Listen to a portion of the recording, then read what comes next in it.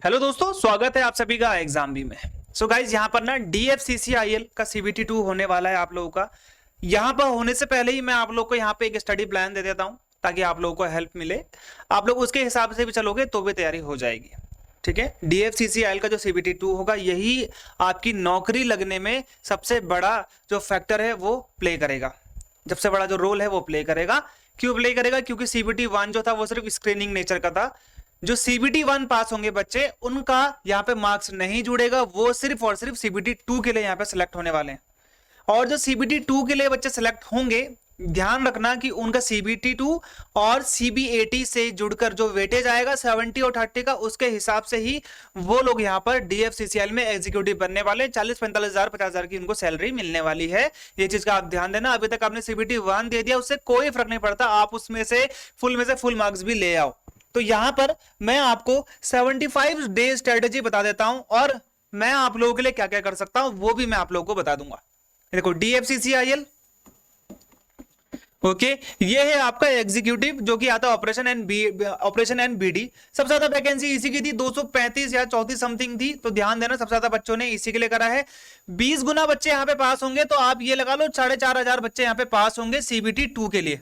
Okay, CBT 2 के लिए अब चाहे भले ही यहाँ पे CBT 1 10 लाख बच्चों ने दिया हो, लेकिन CBT 2 यहाँ पे ध्यान देना कि पर्टिकुलरली 4500 बच्चे देंगे। 75 डेज की स्ट्रेटेजी, ये PDF आप लोगों को मिल जाएगी, जहां पर मैंने आप लोगों को यहाँ पे DFCCIL के बारे में बता रखा कि भाई किस प्रकार की जॉब होती है, कैसी जॉब होती है, क्या करते हैं, ये बता रखा है।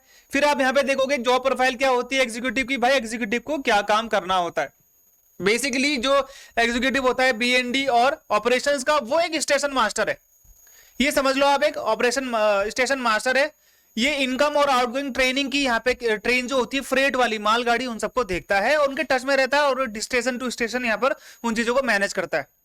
और यहाँ पे क्लरिकल वर्क भी इनको करना करता है। 6 दिन का यहाँ पे काम होता है। यहाँ पे आपको नाइट शिफ्ट भी करनी पड़ सकती है और सैटरडे में आपका हाफ डे होता है, हर सैटरडे में। ये चीज यहाँ पे आप ध्यान देना। 6 सैटरडे, यहाँ पे जो आपके 6 सैटरडे हैं, ठीक है, Saturday is the half day, मतलब पर्टिकुलरली यहाँ पे हर सैटरडे तो हाफ डे नहीं है, लेकिन मैक्सिमम यहाँ पे आपको हाफ डे मिल जाता है सैटरडे में। लेकिन आपको काम बहुत करना पड़ता है। एक चीज बताता हूँ आपको, इसमें ना जो बंदा है मेरा, वो बंदा बता रहा था कि इसमें बहुत ज्यादा आपको क्या मिलेगी। एक तरीके से मैं बताता हूँ, अलाउंस इसमें बहुत ज्यादा है, क्योंकि इसमें आपको कई बार अपने क्षेत्र का जो एरिया है उसके बाहर जाकर भी काम करना पड़ता है। तो यहाँ पे क्या होता है, एक रेलवे में ना एक क्या होता है कि अगर आपने 8 घंटे जो आपकी शिफ्ट है उसके बाद ज्यादा काम किया है, तो आपको पर आवर का यहाँ पे एक्स्ट्रा अमाउंट मिलता है। तो वो चीज आप यहाँ पे याद रखना कि आपको 20-20 हजार लोगों ने इसमें अलाउंस नहीं, एक तरीके से आप एक्स्ट्रा OT बोलते हैं ना, ओवर टाइम, वो भी कमाते 20 हजार। सैलरी आपकी 50-45 आएगी इसमें से। 543 समथिंग उसने मुझे अपनी वो दिखाई थी, जो सैलरी स्लिप है 43 समथिंग। एग्जीक्यूटिव यही है वो, ठीक है, 2 साल हुए अभी उसे, पिछले बार 2021 का भर्ती है। तो यहाँ पर आप देखोगे कि 43 समथिंग उसकी सैलरी आई थी, और लेकिन 24,000 उसका ओवर टाइम था। 24,000 तो 60-70 हजार आराम से सैलरी आ जाती है। ठीक है, तो सिलेक्टेड कैंडिडेट को यहाँ पे HRA सब कुछ मिलता है, और यहाँ पे आपको पेंशन तो नहीं मिलेगी, लेकिन आपका NPS कटेगा, जो कि आपको बाद में एक पेंशन की तरह मिलेगा। ठीक है, यहाँ पे ये आपका इनके हिसाब से सैलरी है। और याद रखना यहाँ पर ना सैलरी लेवल के हिसाब से नहीं होती, इनका लेवल सेंट्रल कमीशन वाला नहीं है, इनका सेंट्रल है पब्लिक सेक्टर अंडरटेकिंग के हिसाब से, पब्लिक कंपनी के हिसाब से। आप देखोगे बैंक में भी अलग होता है, इनका भी अलग है। FCI वाला आप देखोगे इनका सेम वही ये लोग फॉलो करते हैं। ठीक है, पोस्टिंग ऑल ओवर इंडिया रहती है, कहीं भी आपको पोस्टिंग। ग्रेजुएशन आपको चाहिए, और जो आपका ग्रेजुएशन है उसकी लास्ट डेट आपका कब है, 19/6/2023, इससे पहले आपका APR हो जाना चाहिए।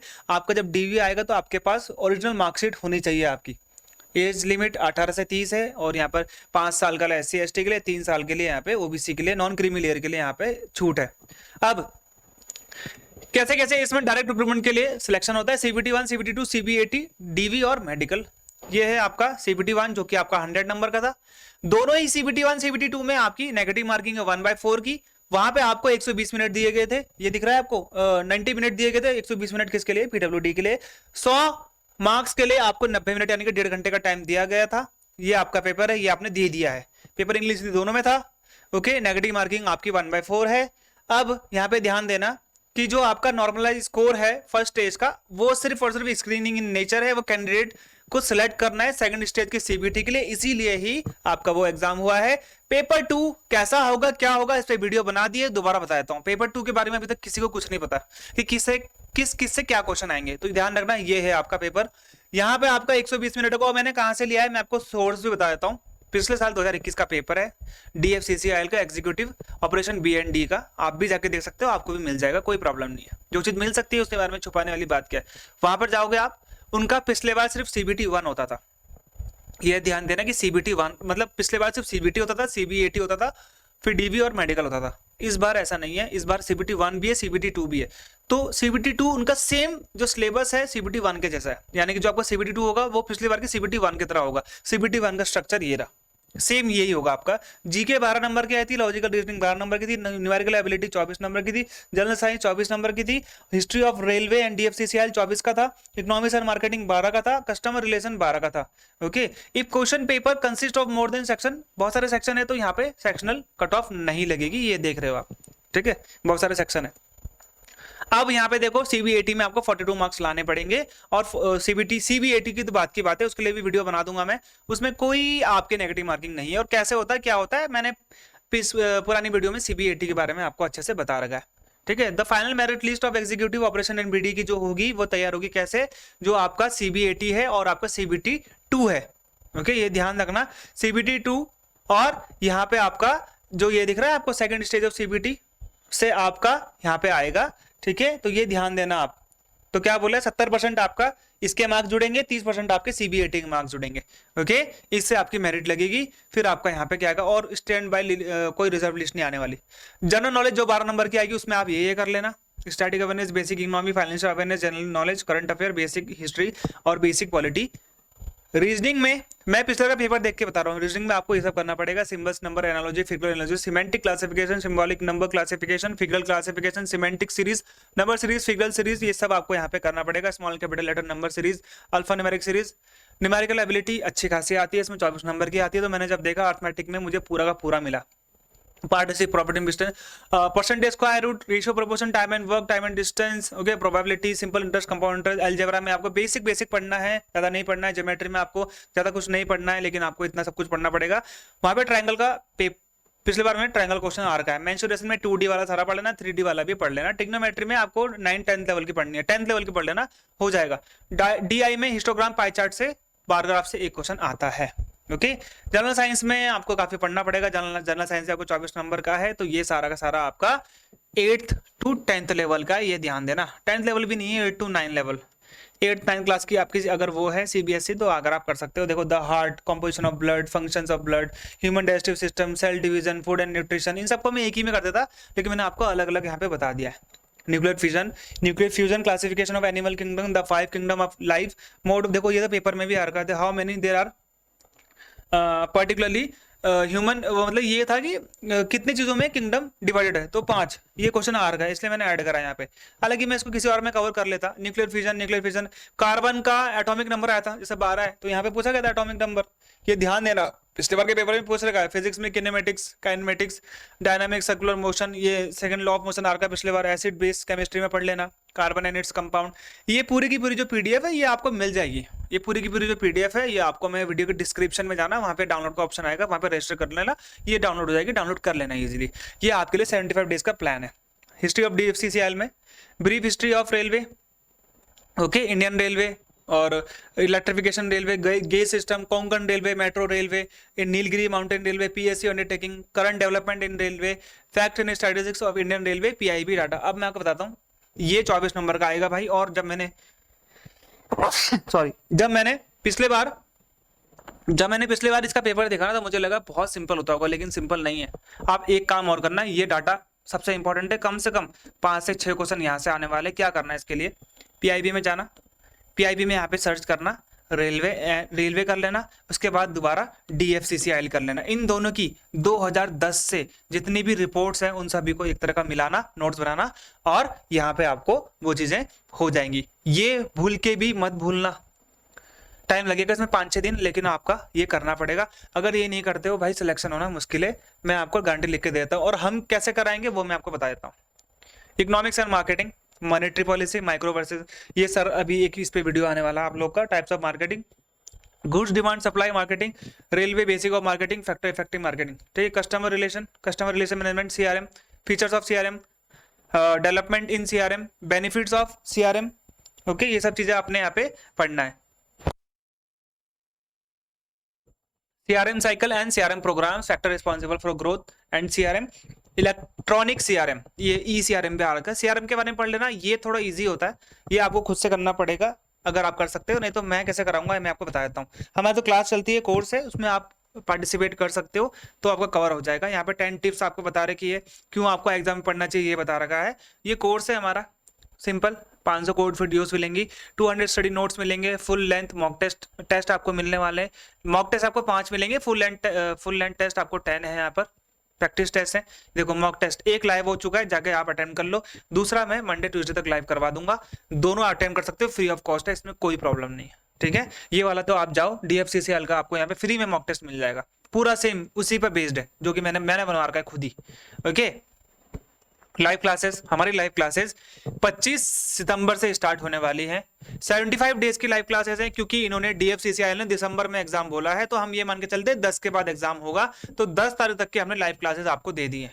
मंडे में GK GS होगा, ट्यूसडे में क्वांट्स होगा, वेडनेसडे में आपका रीजनिंग होगा, थर्सडे में history and railway, history of railway and DFCCIL, Friday में ये फिक्स है आपका वीकली करंट अफेयर होगा, सैटरडे में आपका मार्केट एंड इकोनॉमी होगा, ओके, मार्केट इकोनॉमी होगा। आप ध्यान देना कि एक क्लास एक वीक में रीजनिंग होगा, एक वीक में आपका जनरल साइंस होगा, ये चीज आप यहाँ पे ध्यान देना। जैसे इस वीक में आपका रीजनिंग था, अगले वीक में आपको जनरल साइंस है, फिजिक्स पढ़ाएंगे सर आपको, ओके।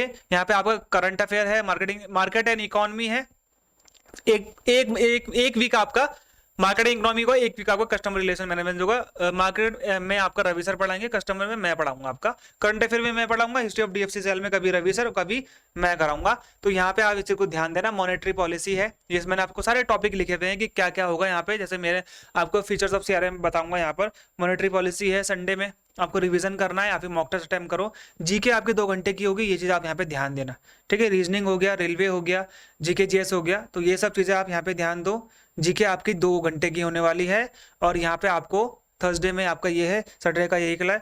टाइमिंग आपकी जो होंगी वो टाइमिंग आपकी 5 बजे की, ये चीज आप यहाँ पे ध्यान देना। 5 बजे की, शाम के 5 बजे का क्लास है। और अब क्लास आप अगर नहीं दे पाए तो क्लास आपको रिकॉर्डेड फॉर्मेट में आपके कोर्स के अंदर मिल जाएगी। सिंपल, आपने क्या करना है, अगर आप डायरेक्टली कोर्स परचेज करना चाहते हो, लेट ना हो जाए, क्लास स्टार्ट हो जाएंगी, फिर आपको दिक्कत होंगी, तो ध्यान रखना क्या करना, iExamB में जाना, या तो सिंपली आप सर्च करो DFCCIL ऑनलाइन कोर्स iExamB लिख देना, वहां पे आपको पेज खुल जाएगा। फिर आपने यहाँ पे देखना है, यहाँ पे बाय नाउ आ रहा होगा, यहाँ पे आपका डेमो आ रहा होगा, डेमो देख लो, क्या क्या आपको देखना है वो आप देख सकते हो, क्या क्या है उसमें, जो मैं आपसे वादा कर रहा हूँ वो है या नहीं है। फिर यहाँ पे आपको क्या मिल जाएगा, बाय नाउ का ऑप्शन मिल जाएगा, आप बाय कर सकते हैं, ज्यादा महंगा नहीं है, आप देख सकते हो, इतना है कि आप अफोर्ड कर सकते हो, ठीक है। ये आपका एक्सपर्ट फैकल्टीज हैं, यहाँ पे मैं भी हूँ, यहाँ पे सर भी हैं, यहाँ पे करण सर भी हैं, बहुत सारे 75 डेज की क्लास है। यहाँ पे देखो मैंने कब तक क्लास डाली है आप लोगों की, देखो ये आपका अक्टूबर हो गया, नवंबर, ये देखो नवंबर चल रहा है पूरा, ठीक है। तो मैं आपकी पूरी क्लासेस यहाँ पे अभी मैंने आधी दिखाई है, पूरी नहीं दिखाई है, ठीक है। ये 11 नवंबर तक की क्लास डाली है, अभी इसमें और क्लासेस भी डलेंगी आपकी, ठीक है। मैंने आपको और क्लासेस भी इसमें दिखा दूंगा, जो कि आपकी है 10 दिसंबर तक आपकी क्लासेस यहाँ पे चलने वाली है, ठीक है। यहाँ पर ये जो PDF है, इसके नीचे अगर आप लोग करोगे तो क्लिक करोगे तो भी आप अपने कोर्स में पहुंच जाओगे। और एक और चीज बताता हूँ मैं यहाँ पे आपको, ठीक है। यहाँ पे देखो, ये अगर आप इस वाले पेज में यहाँ जाओगे, क्लिक करोगे तो भी आपका यहाँ पे हो जाएगा। देखो यहाँ पे कोर्स खुल गया, मैंने क्लिक करा, ऐसे हमारा यहाँ पे कोर्स खुल गया। यहाँ पे जाकर आप वॉच डेमो करोगे, वॉच डेमो करो। देखो अब हमारा तो पहले से मिला हुआ है, तो इसलिए वो आ रहा है, देखो वॉच डेमो हो गया। वॉच डेमो में आपको पूरा कोर्स खुल जाएगा, आप देख लो कि विक्रम सर ने जो जो बोला वो है या नहीं है, तभी आपको जाके आप विश्वास करके तब लेना।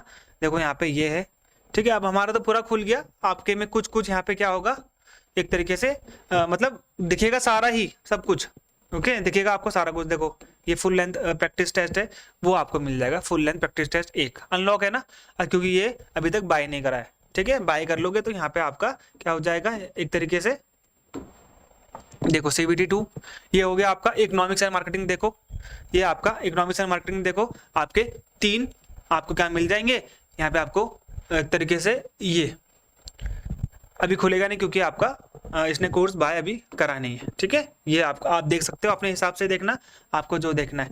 ओके, तो ये हो गया है, ये चीज मैंने आपको बता दी। 75 डेज प्लान पूरा बता रखा है, ये आपको पीडीएफ भी मिल जाएगी, इसको देख लेना।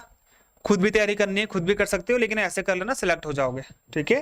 आपकी भलाई के लिए है, आपके लिए है, आपको अपने आप सोचना है चीजों को, उसके बाद पूरा जाकर यहाँ पे अपने लिए आपने एक तरीके से फैसला लेना है। ओके, पेपर CBT 2 का हार्ड आता है और आएगा, क्योंकि आपको पता है कि अब सिलेक्शन का एकमात्र यही है कि भाई CBT 2, तो बच्चे बहुत मेहनत करेंगे।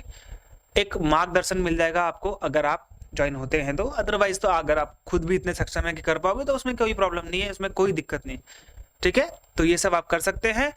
तो ये था मेरी तरफ से आपके लिए, ये भी मैं आपको दे दूंगा, हमारी वीडियोस भी आती रहेंगी नॉर्मली, आप देख सकते हो उन्हें भी। तो मिलते हैं हमारे अगले वीडियो तक, गुड बाय, जय हिंद।